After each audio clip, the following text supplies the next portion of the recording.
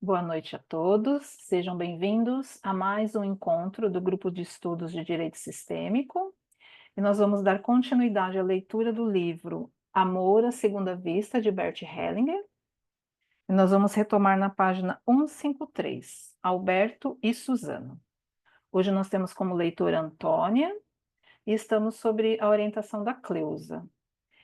E lembrando que os nossos encontros, eles acontecem todas as terças-feiras, às 20h20, a sala já está aberta, e sempre pelo mesmo link de acesso. E quem está assistindo pela primeira vez a gravação, é possível pegar essas informações através do perfil do Instagram Leituras Sistêmicas. E é isso, Cleusa, eu já passo para você.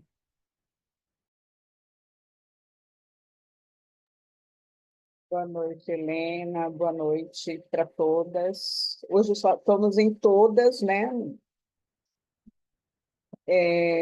Bom dia, boa tarde para quem vai ver depois, né? Sejam todos muito bem-vindos, né? Para mais um momento de leitura e reflexão sobre as obras do Bert, sobre o conhecimento, esse conhecimento maravilhoso que ele trouxe para a gente, né? E que estejamos sempre abertos para poder absorver os conhecimentos, né? Absorver o máximo possível desse conhecimento. Então, obrigada, Antônia, por fazer a leitura para a gente, e eu passo para você. Boa noite a todos. Alberto e Susana, a seriedade. Hellinger, ainda há outros casais? Para Alberto e Susana, venham vocês. Hellinger para Alberto, você me é muito familiar. Já trabalhamos alguma vez? Alberto, não como cliente, apenas como representante. Hellinger, quantos anos você tem? Alberto, 45. Quantos anos tem a sua mulher? Alberto, 38. Hellinger, há quanto tempo estão casados? Alberto, há 5 anos. Hellinger, algum de vocês já foi casado antes? Alberto, sim. Hellinger, quem? Alberto, os dois. E o que aconteceu com sua primeira mulher? Alberto, nos separamos. Ele ri. Hellinger, a quem pertence meu coração agora? Alberto, não sei. Hellinger para o grupo. A quem pertence meu coração agora? A resposta do grupo é a primeira mulher. Hellinger, exato. Foi de uma forma pejorativa que ele disse isso. Hellinger para Alberto. Você tem filhos com a primeira mulher? Alberto, 2 filhos. Com que idade? 13 e 18. Hellinger, onde estão os filhos? Alberto, metade do tempo com cada um. Hellinger para Susana. E com você? O que aconteceu com o primeiro marido? Susana, eu não fui casada, mas tenho um filho dessa primeira relação. Hellinger, quantos anos tem o filho?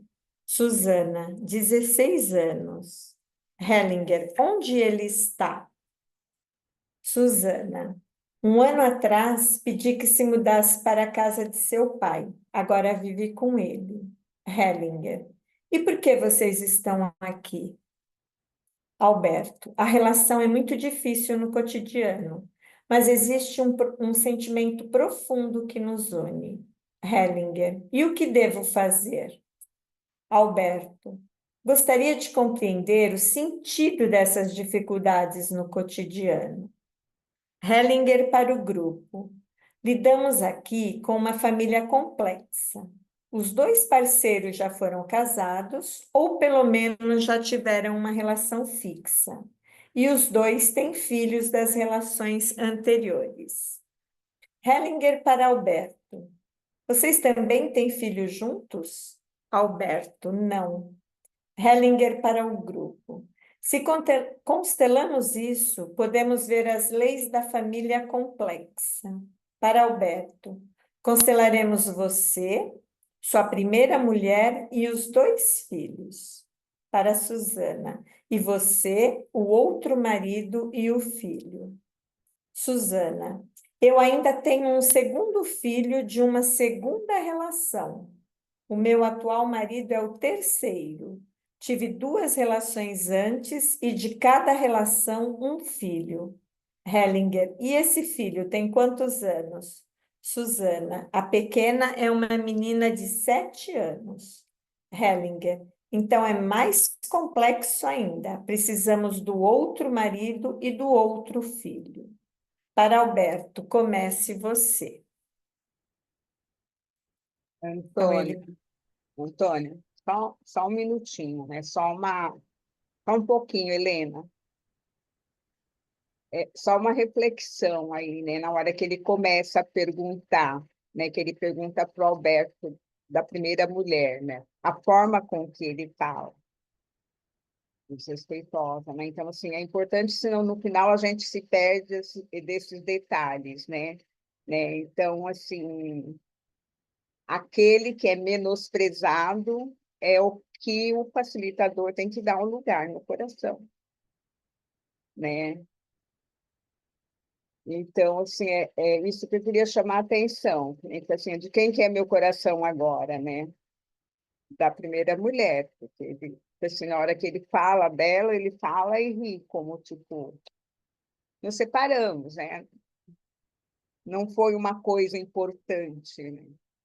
Pelo que dá para deduzir que está aqui. Então, é sempre bom a gente lembrar disso.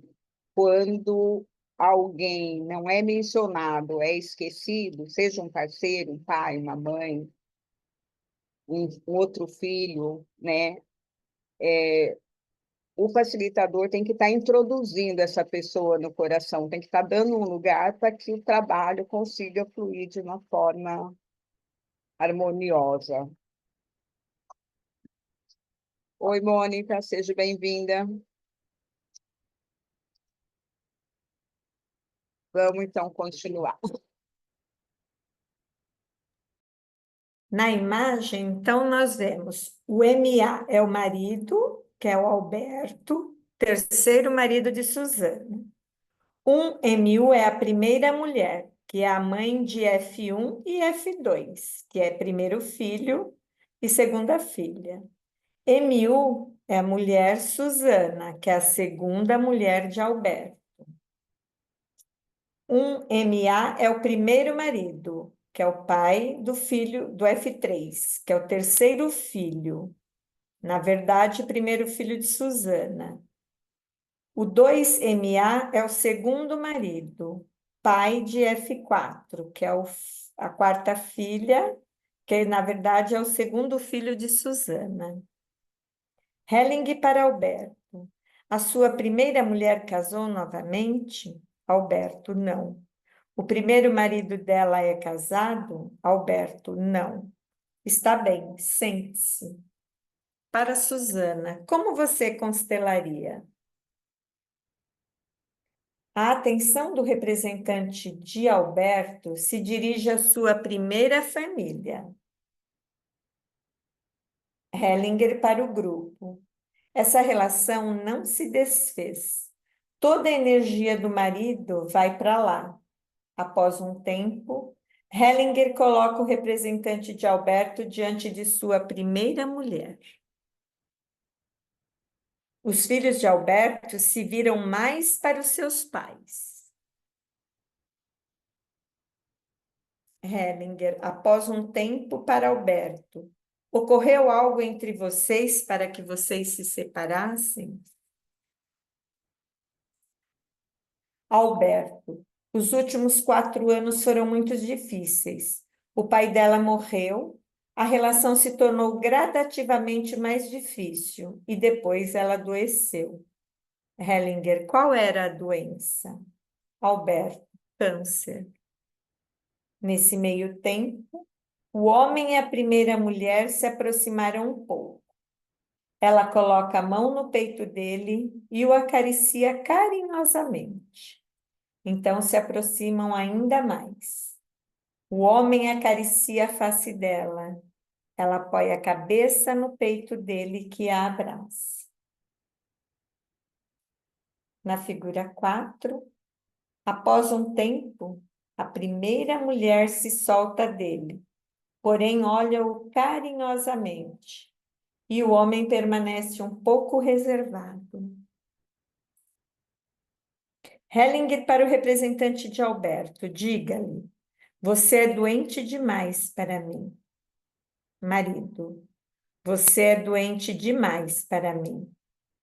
A mulher começa a chorar em voz alta, junta as mãos em seu peito, afasta-se e se vira. Os filhos a acompanham com os olhos. Na figura 6.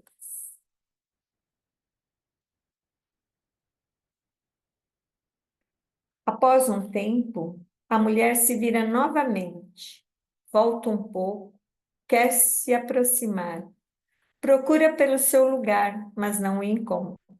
Ela chora. Também os filhos choram e depois se abraçam. Após um tempo, o marido vai alguns passos em direção à mulher. Na figura 8. Hellinger para o representante de Alberto. Ajoelhe-se diante dela e se curve profundamente. O homem se ajoelha, curva-se até o chão e estica as mãos para frente. Após um tempo, a mulher se abaixa e acaricia o seu cabelo. Toma as mãos dele e tenta erguê-lo, porém, ele ainda resiste um pouco. Então ela se levanta. Ele permanece ajoelhado, olha para ela e também se levanta. Eles se seguram pelas mãos, mas o homem demonstra pouco movimento. Então a mulher apoia a cabeça no peito dele, que a abraça. Após um tempo, eles se viram para os filhos. Agora estão na figura 9, eles estão olhando para os filhos. Hellinger para o primeiro filho. Como se sente agora? Primeiro filho, mais calmo. Sinto-me melhor com a minha mãe do que com o meu pai. Hellinger, é claro. Para o grupo. A mãe é grande e o homem é pequeno. Hellinger para a filha. Como se sente? Segundo filho, agora melhor. Também me sinto mais próxima da mãe. Hellinger para a representante de Susana. E você? Mulher. Com o passar do tempo, a tendência de ir para lá, para o outro lado, ficou cada vez mais forte. Hellinger coloca seu segundo marido diante da filha e Susana ao lado dele. O marido olha apenas para a filha. Após um tempo, Hellinger coloca a filha ao lado dele. Ele coloca imediatamente o braço em torno dela. A representante de Susana é afastada por Hellinger. Hellinger, após um tempo para Susana. Você desperdiçou os homens. Para Alberto. E você desperdiçou a sua mulher. É esta a seriedade. Alberto acena com a cabeça. Para os representantes. Está bem, foi isso.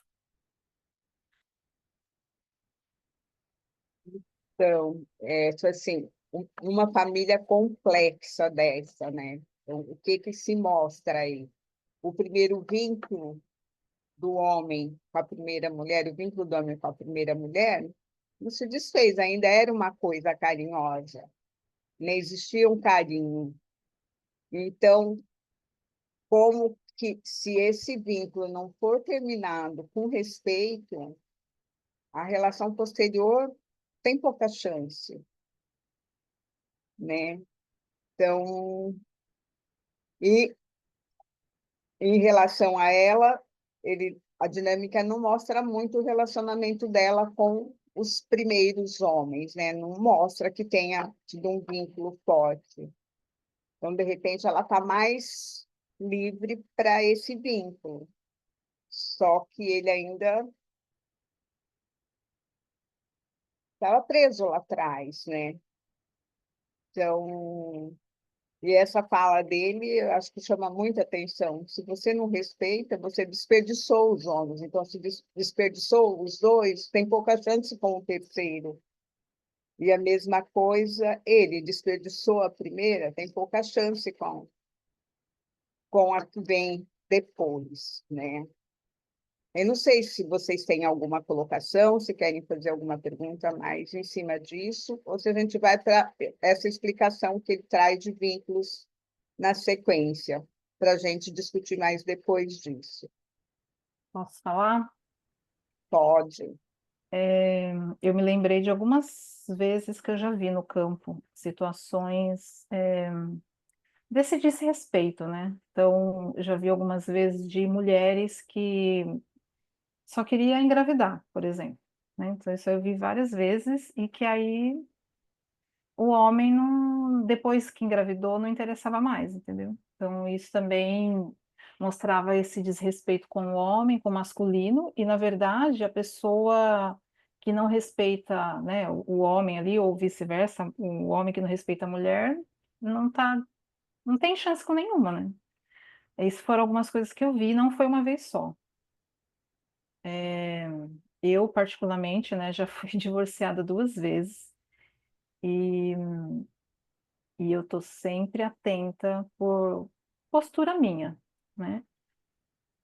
De ter esse respeito. E é interessante que quanto mais eu me aprofundo, né, nas constelações, às vezes em dinâmicas que eu tô só assistindo, quantas fichas caem de, assim, ainda faltou agradecer, sabe?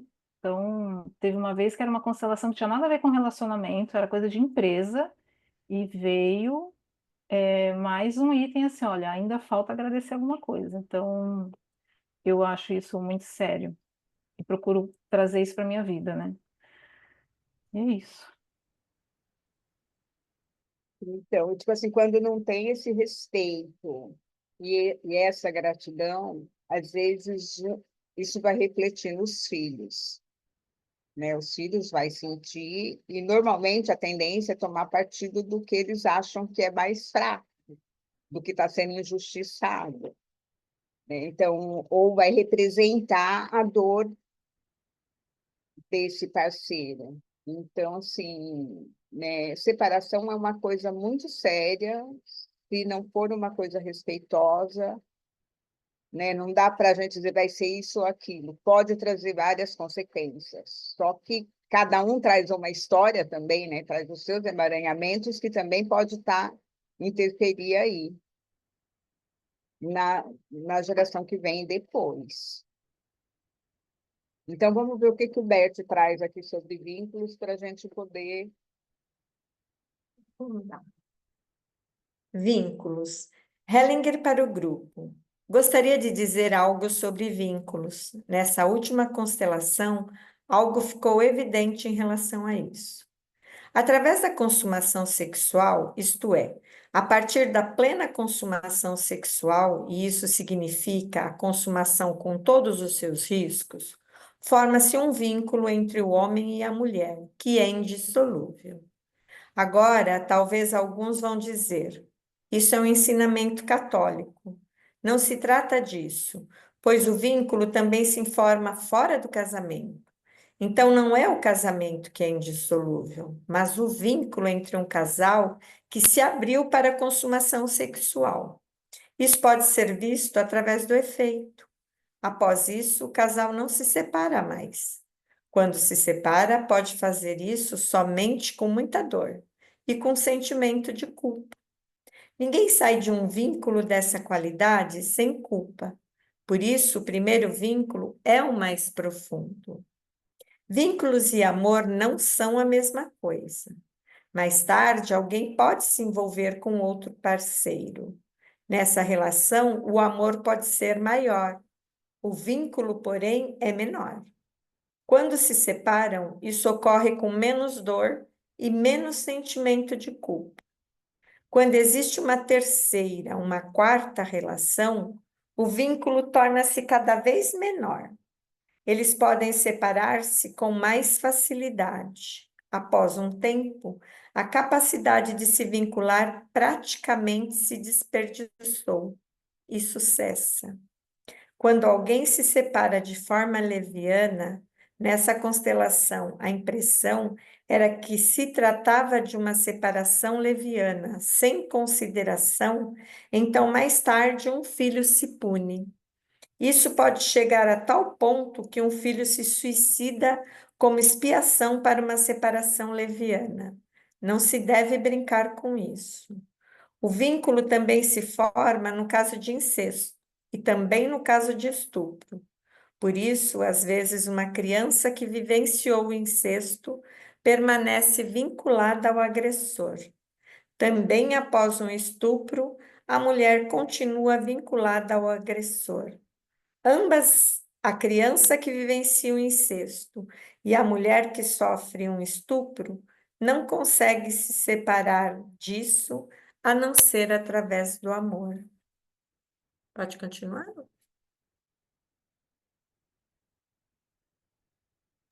Tá fechado. Então, vamos dar uma paradinha aqui de novo, porque Tá daí bom. ele vai falar do incesto e vai falar do estupro. Eu dei uma olhadinha aqui em seguida.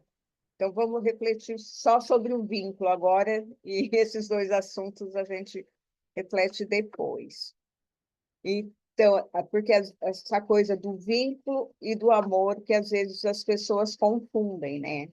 Em relação, tipo assim, ah, mas essa eu amo mais do que eu amei a primeira. Tudo bem, isso é possível. Só que o vínculo numa segunda, numa terceira, nas relações subsequentes, é menor do que o vínculo da primeira relação. Quando eu estava fazendo a formação, num módulo com Jacobi, ele tinha uma constelação que se tratava de vínculos, né? E daí ele trouxe um exemplo de uma constelação que ele já tinha feito em algum dos treinamentos que ele tinha dado. Então, ele fala que o homem chegou para constelar e a questão dele era, tipo assim, eu estou apaixonado por uma mulher e ela não quer nem saber de mim. Né? Tipo assim, tipo, eu sou um homem bom, eu sou um candidato perfeito, mas ela não me quer, né? Tipo assim, como que eu posso fazer com que essa relação aconteça, né? Daí ele pergunta para ele: você já teve outros relacionamentos? Ele, já fui casado, já tenho uma primeira mulher. Então, essa seria a segunda. Daí ele coloca na constelação o homem, a primeira mulher, e a mulher que ele está apaixonada. Quer dizer, as duas mulheres ficaram, as duas representantes olhavam para ele com muita raiva. Tanto a primeira mulher como a que ele queria, a segunda, olhavam para ele com raiva, né? Daí a pergunta, mas o que você fez para as duas terem raiva de você? Né? Ele disse assim, mas eu não fiz nada. Ele, mas não tem nenhuma outra mulher, né? Ele falou assim, quando eu era adolescente, ainda no tempo de colégio, eu tive uma namorada. Assim, e teve consumação sexual com essa namorada? Ah, claro, né? Daí ele pega uma representante para essa primeira namorada. E a pessoa que ele coloca para essa primeira namorada dele, logo que entrou no campo, disse que chorava muito, muito desesperada. Ele disse, mas o que aconteceu com ela? Ele, não sei, na hora que eu terminei o colégio, meus pais mudaram de cidade, tipo, foi um namoro de colégio, mudei de cidade e não quis mais nem saber. Mas você não ficou mais sabendo dela, o que aconteceu com ela? Alguns anos depois, eu encontrei uma pessoa que também estudou com a gente e falou que ela acabou adoecendo e sendo internada no hospital psiquiátrico. Daí ele pega e fala para ele, coloca ele diante da representante dessa primeira namorada, né? E daí diz que ela chorava muito. Ele pede para ele falar: agora eu sei que você foi a minha primeira mulher. Com você eu me tornei homem. E fez esse diálogo de conciliação. Diz que aos poucos ela foi o choro foi acalmando, né? E daí frases do pedido de desculpa, né? Uma reverência para essa primeira mulher. E à medida que ela foi se acalmando, as outras mulheres foram relaxando e passaram a olhar para ele de uma forma diferente. Então, né, ele deu esse exemplo para ver como esses vínculos são importantes. Para ele, foi algo que uma namoradinha de escola que não teve importância nenhuma. Só que para ela, ele foi o primeiro homem e o amor da vida dela. E o sofrimento que ela teve estava repercutindo nas relações que ele teve depois, né? Inclusive da mulher que ele estava apaixonado, que não queria saber dele e ele não sabia por quê.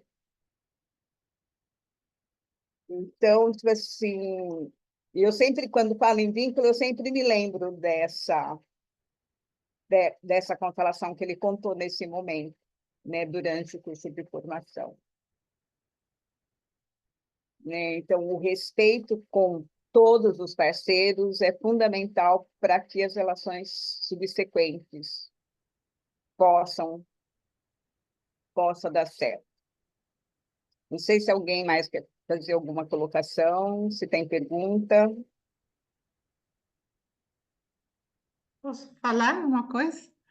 Pode falar. Eu ouvi isso também no meu curso do professor, falando os primeiros amores são muito importantes. Só isso. Né? E, às vezes, esses primeiros amores, né? Assim, ainda mais antigamente, que essa coisa da consumação sexual era uma coisa muito séria, né? Hoje está banalizado, mas antes não era. Antes, a primeira consumação sexual era uma coisa quase que sagrada, né? Esse primeiro momento. Então, esse primeiro amor, essa primeira consumação sexual, isso marcava muito a vida, principalmente da mulher, né? Porque o homem ainda tinha a iniciação dele no prostíbulo, né? Normalmente, né? Tipo assim, era tradição levar o menino para poder ter iniciação sexual, né? Num lugar, mas para a mulher era o primeiro amor mesmo, né? Então, esse vínculo era muito forte. E quando ela era deixada de lado, isso causava um sofrimento grande e que repercutia depois.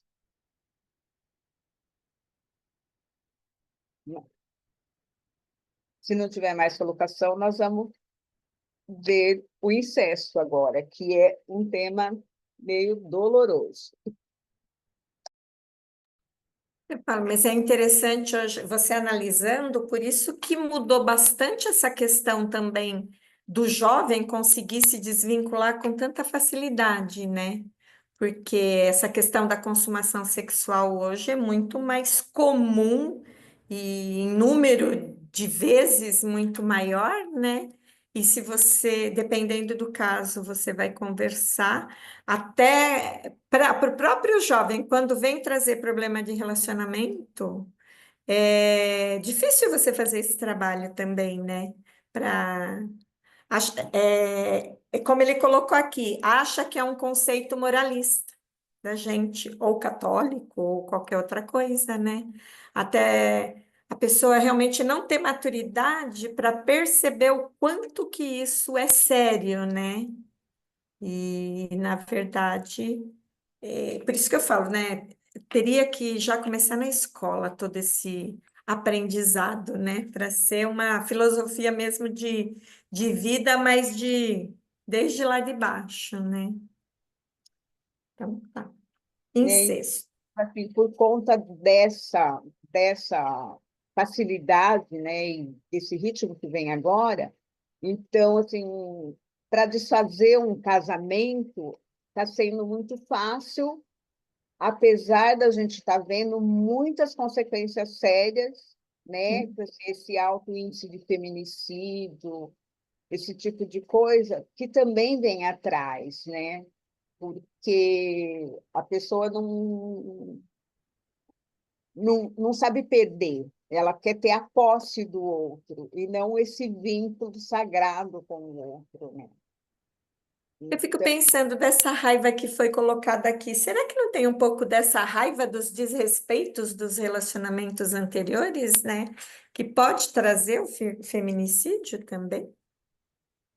olha, tudo isso são coisas para a gente refletir, viu? Porque a Porque gente tem está muita mudança, né? o que a gente está vivendo hoje está muito diferente do que era antes. Não que antes não acontecesse, mas o Sim, número, a né? proporção é muito A diferente, né? proporção está muito grande.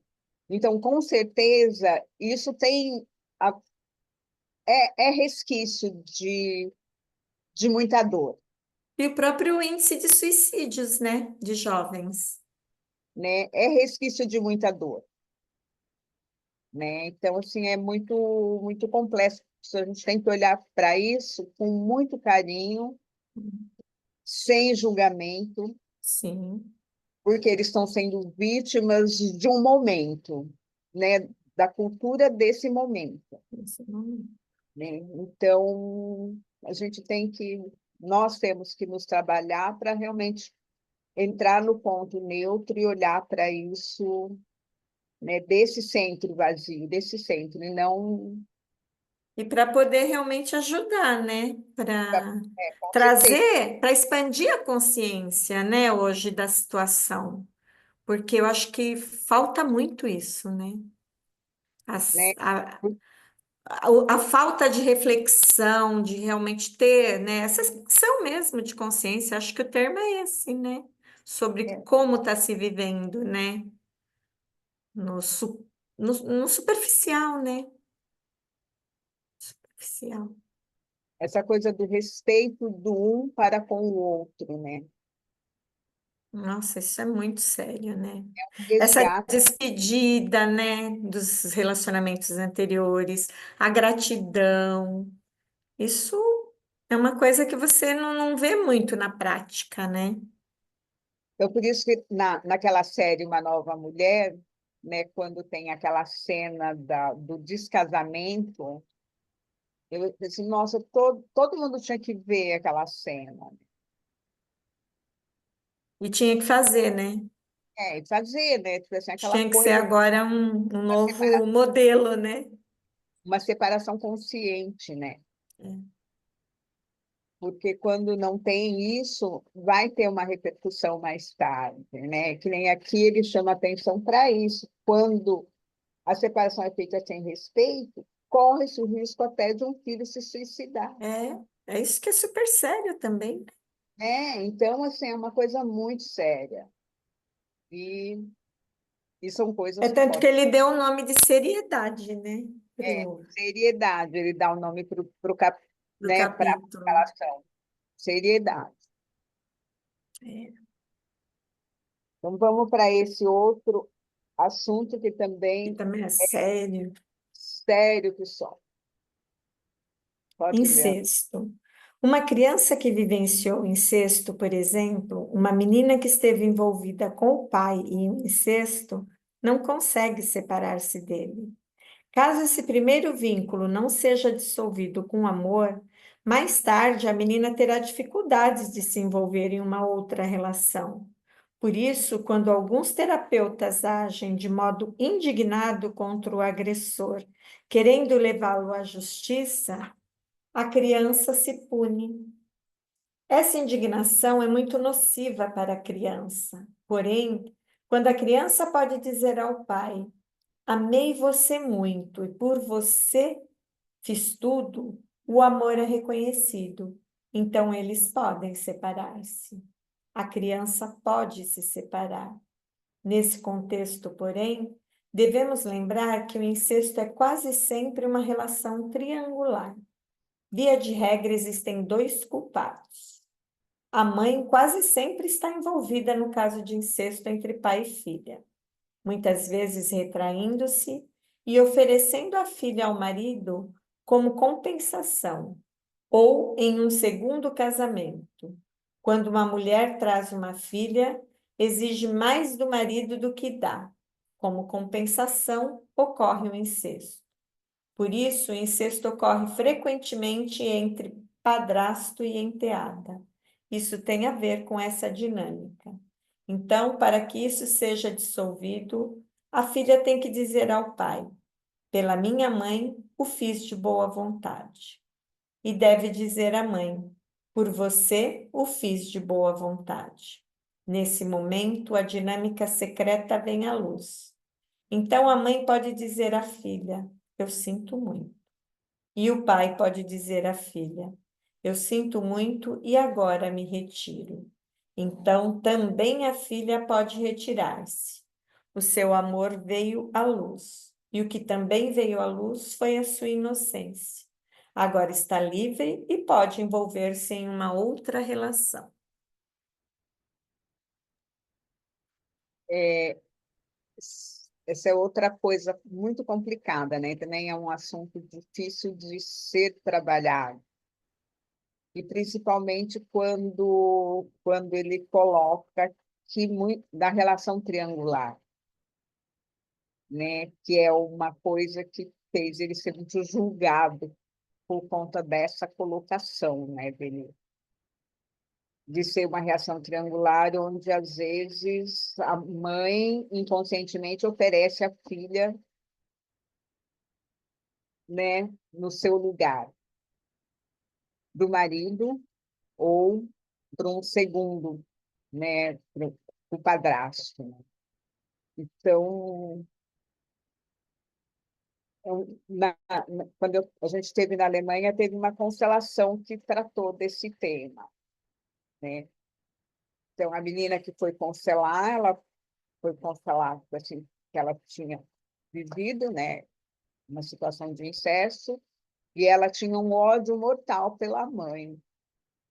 E na constelação aparece, tipo assim, a mãe brigando com o primeiro marido, né, com o pai da filha, por algum motivo, que a constelação não esclarece, mas os dois estão preocupados na disputa da relação anterior, que a filha ficou do lado e o padrasto é que acolheu. Tipo assim, era o refúgio dela, era o padrasto, porque a mãe estava sempre ausente e o pai estava sempre ausente.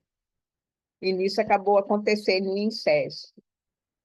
E a frase de cura foi isso, tipo assim, alguma coisa nesse sentido. Com você, eu me senti protegida, né? Não me lembro da frase exata, mas era mais ou menos isso, né? Tipo assim, como a mãe e o pai estavam envolvidos nas dinâmicas dele, a única pessoa que acolhia ela era o padrasto. E nisso aconteceu o incesto, né? Então, assim, e quando se a gente pega uma situação dessas, são frases muito duras, né, para se dizer, né? Ainda bem que nas novas constelações, às vezes a gente não precisa de usar essas frases, a gente deixa o campo trazer o que o que está reverberando ali. Eu não sei se vocês têm experiência disso, não sei se você, Vera, trabalhou com isso, não, né? Né? Se você pegou algum caso assim, como psicopedagoga, às vezes atende mais criança, não sei, você tem alguma experiência? Para atender muitas mulheres que tinham sido abusadas. Teve uma época que veio uma atrás da outra. E era assim um alívio quando a gente sugeria essa fiz por você, mamãe. Quando ela reconhecia, né, que tinha feito por amor à mãe. Como isso trazia um alívio esse reconhecimento. E eu acho, hoje em dia, eu acho muito sério o que está acontecendo com a psicologia, quando veio a história dos traumas. E até outro dia eu comentei com o Renê, né, do estímulo das crianças dormirem no quarto dos pais, na mesma cama, a tal da cama compartilhada. Então, hoje em dia, eu acho assim, bem complicado, que virou assim, uma orientação, uma, uma ala da psicologia para evitar o trauma do não ter apego, a criança não ser criada com apego.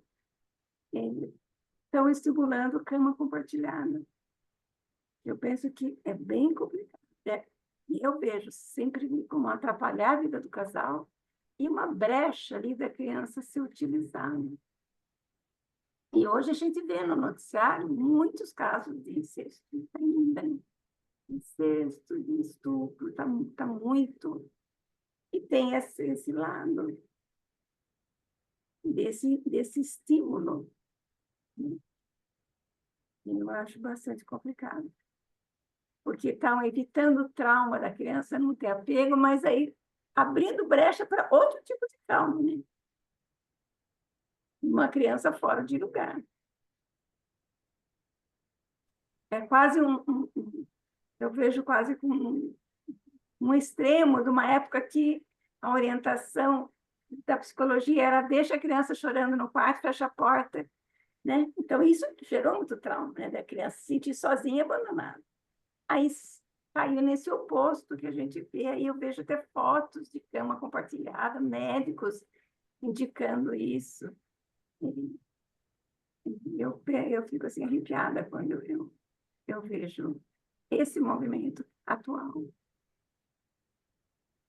Né? A criança precisa ser acolhida, mas precisa ter o espaço dela, né? Sim, não pode Que estar no meio do casal.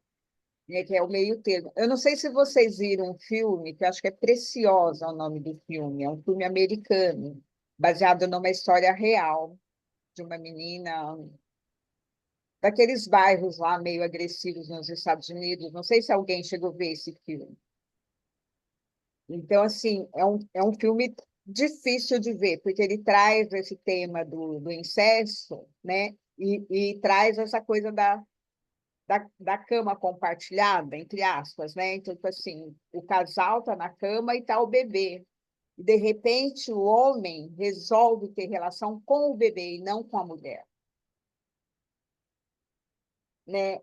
O bebê é uma menina. Então, isso aparece já no final do filme. O filme começa com ela adulta, numa segunda gestação, e a escola questionando como você está grávida de novo.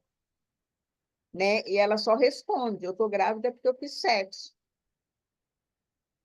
Daí a escola manda ela para um outro lugar, porque ali ela está sendo um mau exemplo. Então, daí tem uma professora que trabalha com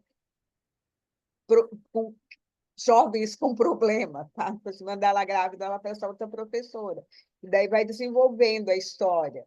Daí vem, mostra a situação na casa dela, tipo assim, ela sofria incesto, né, do pai. A mãe odiava ela, né? A mãe era alcoólatra, doente, e sentia ela como a rival. Então, a mãe odiava ela porque você roubou meu homem. Só que o incesto começou quando ela era bebê. Mas a mãe não conseguiu trabalhar isso. Daí a mãe adoeceu e ela cresceu nesse meio. Então, tipo assim, no final do filme, ela consegue sair da situação. Mas é um filme que traz essa dinâmica de uma forma assim chocante. Né? É um filme difícil, mas que vale a pena ver para que entra bem essa coisa do bebê ali na cama na hora que o casal quer ter relação sexual, né? Como pode desviar a atenção. E daí teve um documentário para falar sobre incesto e estupro, acho que, não sei se é na África do Sul, que eu vi o documentário, e daí eles fazem isso, tipo assim, eles pegam esse tema, lembram esse filme americano, mas eles fazem tipo um curta, né? Colocando, né? Tipo assim, a menina que foi violentada, que está grávida, né? Daí alguém interrogando ela, daí ela fala, tipo assim, o fulano. Quem é o fulano? Ah, é o namorado da minha mãe. Né? Ele era bom, ele ajudava a manter a casa, Mas um dia ele abriu a porta do meu quarto e eu estava trocando roupa. E a partir daquele momento, ele me viu nua. A partir daquele momento, ele passou a ir todas as noites no meu quarto. Então, assim, é o tipo da coisa que a gente não faz ideia do quanto isso acontece, do quanto isso acaba sendo, né, só quem trabalha com essa temática e trabalha com jovens, né, para ter noção.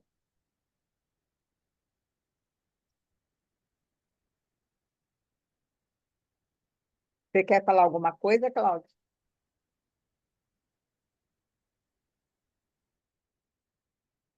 Não estou ouvindo. O teu microfone está aberto, mas está sem som.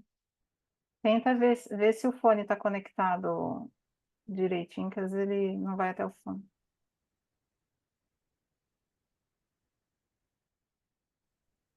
Continua sem som. E às vezes tem que desconectar, né?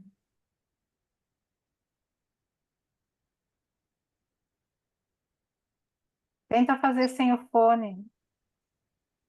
Fala direto, não tem problema. Vê se consegue me escutar. Agora sim. Melhorou? Melhorou. Tá. É que assim, são duas coisas. Primeiro, assim, esse negócio de dormir no quarto, realmente não concordo também.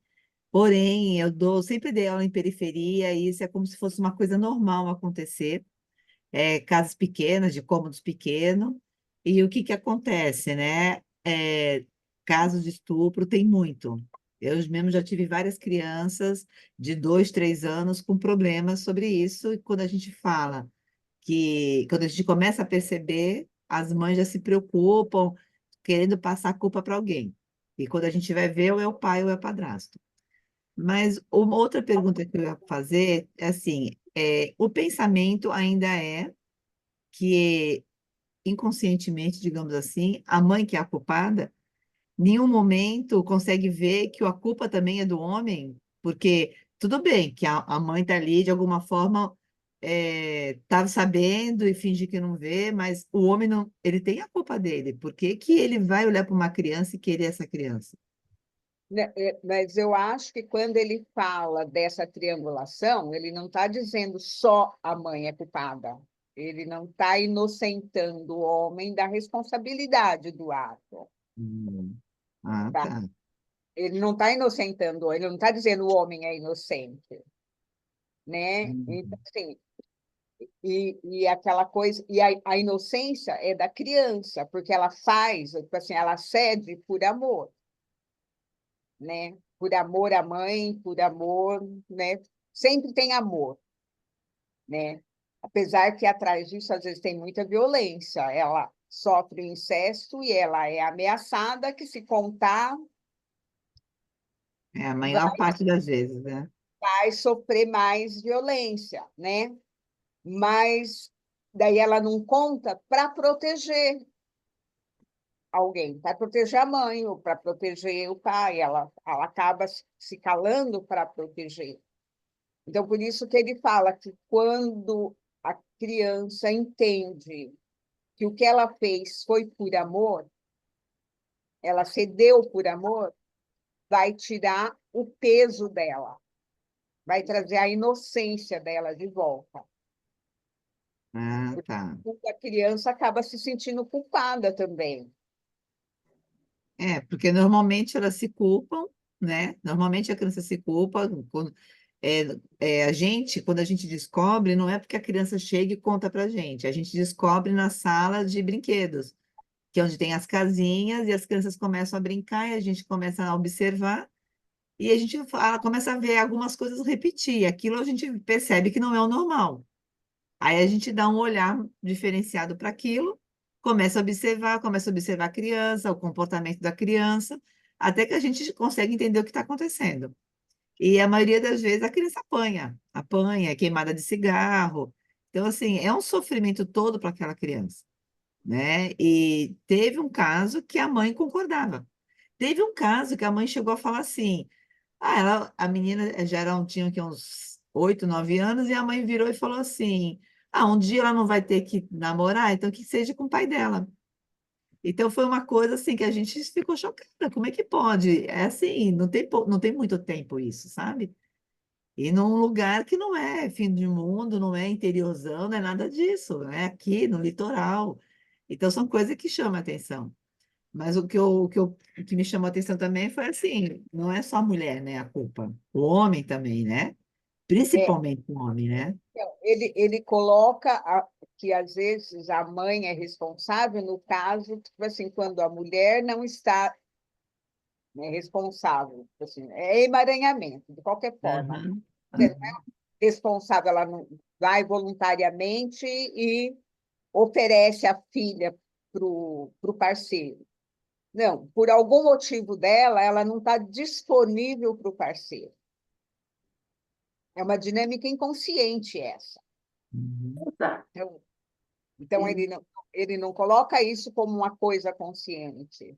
Né? Por algum motivo dela, ela tá indisponível sexualmente. Ela, assim, ela pode até servir ao parceiro, mas não é uma pessoa que está disponível para essa consumação sexual.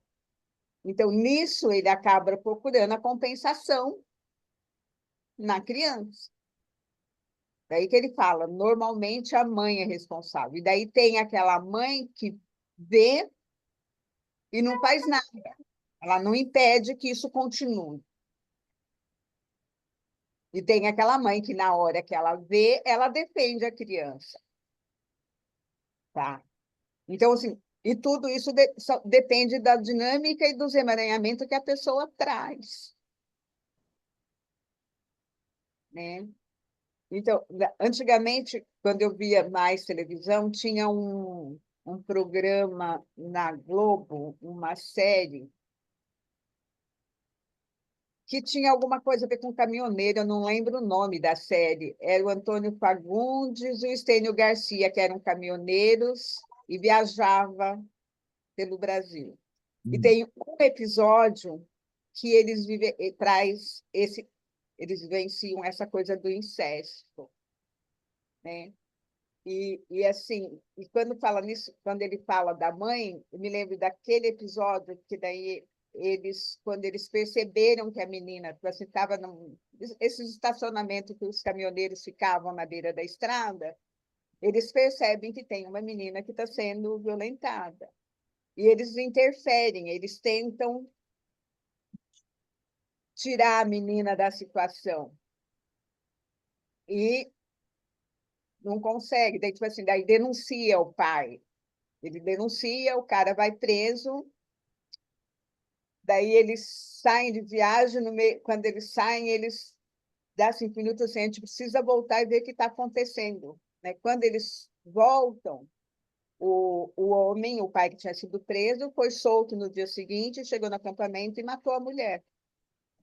Isso. Então, assim, foi um episódio bem marcante que eu nunca esqueci. Carga Pesada, acho que chamava a série. Né? Eu sei que eles eram caminhoneiros, então... E daí, nessa série, tipo assim, quando todos dormiam, o cara catava a menina na rede para ter relação sexual. E a mãe fingia que estava dormindo. Então, eles filmavam assim, ele pegando a menina na rede e a mãe fingindo que estava dormindo para não interferir. Nossa. Então, assim, Nossa. são umas coisas assim Uhum. chocantes É, que isso mexe quando muito. mexe e você É. julga, né? Assim, hoje eu tento manter a neutralidade, mas na época eu me lembro que eu fiquei revoltadíssima, porque isso é uma série bem antiga. Então, assim, fala, Vera. Então, eu penso que o homem continua sendo o grande responsável. A mulher é corresponsável. Ela, ao fazê-la, ao fingir que não viu, né, ao colaborar indiretamente. E na minha experiência, quando eu trabalhei com mulheres que foram abusadas, não é só o alívio quando fala do amor à mãe, quando devolve o peso para o homem, tem?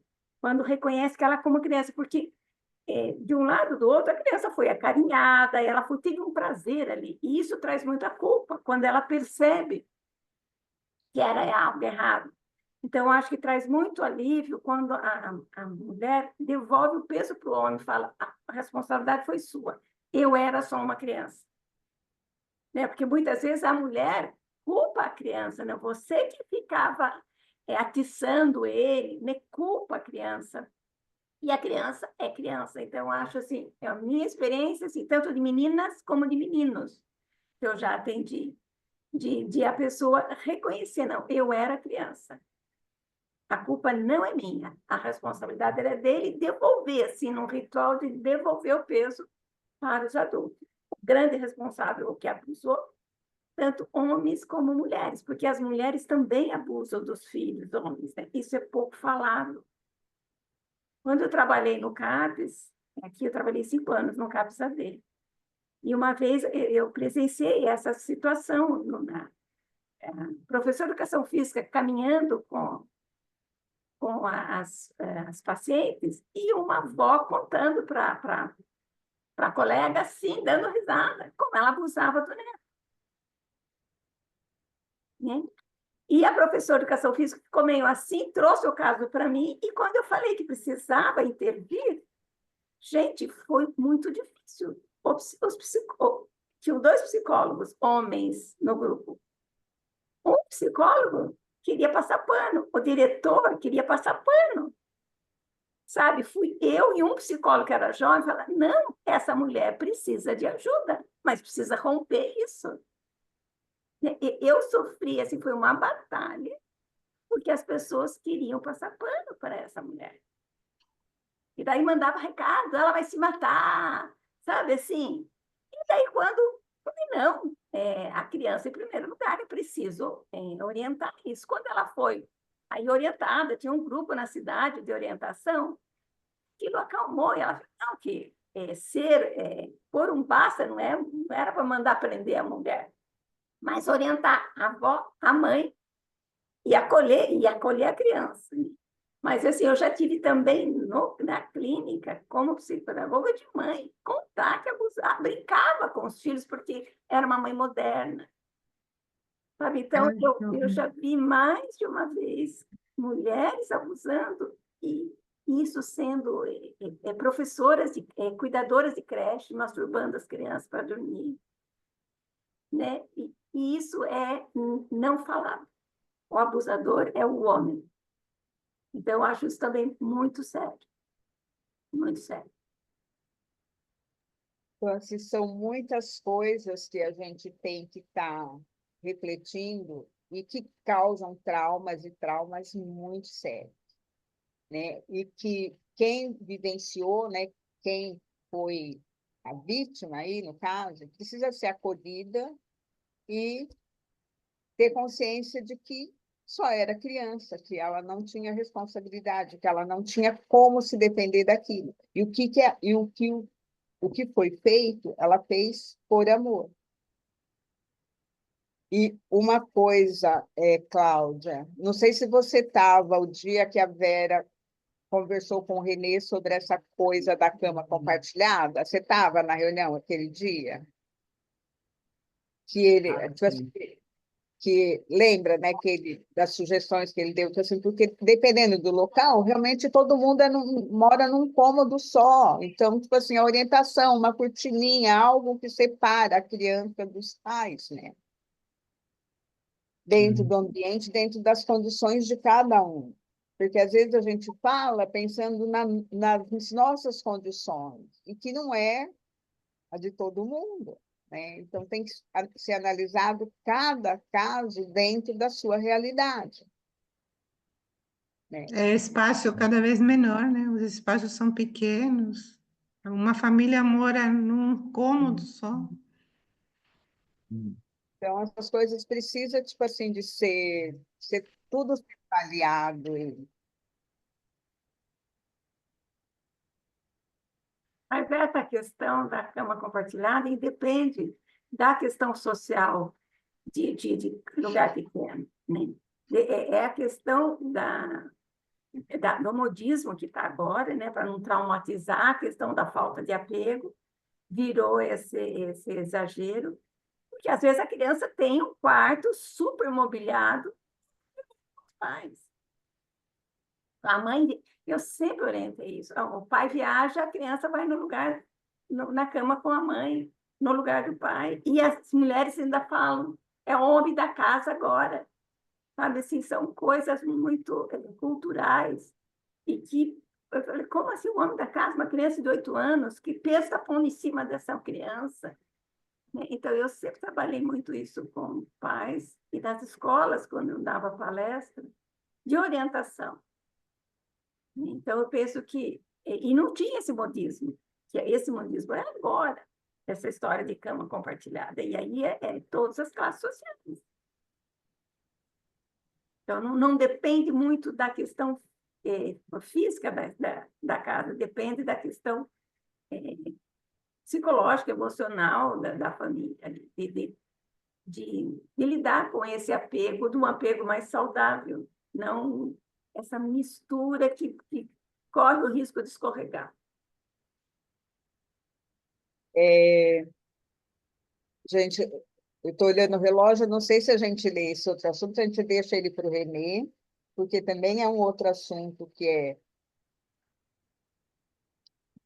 rende. Se a gente lê hoje, a gente vai ler correndo, Eu né? acho melhor. Eu até queria fazer um comentário sobre a pergunta que a Cláudia fez, da culpa, né? Aí me lembrei do livro, que é baseado lá da série da Nova Mulher, né? Não Começou com Você.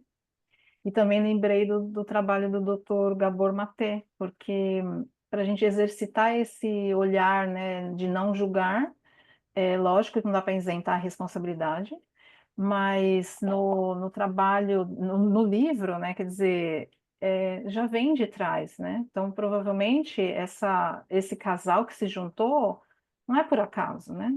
É uma ressonância. E o trabalho do doutor Gabor, ele fala muito que o agressor, né? Então, por exemplo, nessa geração, uma pessoa que é um agressor, ele foi vítima em outra, né? Numa anterior. Então, a gente exercitar esse não julgamento, porque a culpa não vai resolver, a responsabilidade sim, independente da responsabilidade de ambos, ou de um de outro, né? A criança, que é o que a Creuza falou, a gente tem que acolher quem foi a vítima, mas a gente exercitar esse olhar, né? Porque a gente não sabe que histórias que tem, né? Tem que E acolher também o abusador, né? Para ajudá-lo a sim, sair desse lugar, né? isso, Ajudá-lo a tem que sair ter a desse lugar. responsabilidade, mas a gente tem que ter esse olhar, né? Porque vem já às vezes, é tudo inconsciente, né? Às vezes, é que nem você falou do livro, fala de outras vidas, mas ele pode estar honrando quem veio antes dele também. As gerações anteriores, ele pode estar honrando alguém, ele pode Ah, estar tendo atitude em honra a alguém, por amor também. Ele e às está... vezes até ele foi abusado, né? Então, vamos, por exemplo, o homem, né? De repente ele foi abusado né? Quando era criança, então acaba se transformando num abusador também, né? Isso acaba... não é um círculo vicioso, é uma roda que a gente tem que olhar com muito carinho e, quando possível, investigar a raiz do problema. Né? Quando possível, se aparece por uma constelação, investigar no campo a raiz do problema. E que bom que nós temos agora essa ferramenta, né? Para ajudar isso, porque é uma oportunidade de quebrar esse ciclo, né? É isso. Essa ferramenta que a gente tem na mão, ela é divina, né? E a gente tem que estar sempre olhando para ela com muita responsabilidade, né? Principalmente esses temas, que são temas que o Bert foi atacado e que as pessoas, às vezes, pegam uma frase dessa para julgar o trabalho dele, sem conhecer a essência, né? Do porquê que ele disse isso, né? Então, é nossa responsabilidade ser guardiões disso enquanto a gente estiver aqui, enquanto a gente estiver trabalhando, enquanto a gente puder estar passando para frente esse conhecimento, né? porque são coisas que são muito complexas e que atualmente está muito comum. Então, pela hora, se ninguém tiver mais comentário, eu vou passar para você, Helena. Obrigada, Antônia, da leitura.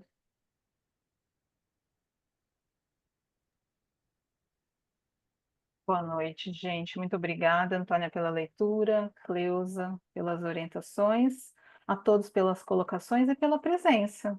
E até terça-feira que vem, gente. Obrigada, uma boa noite. Até.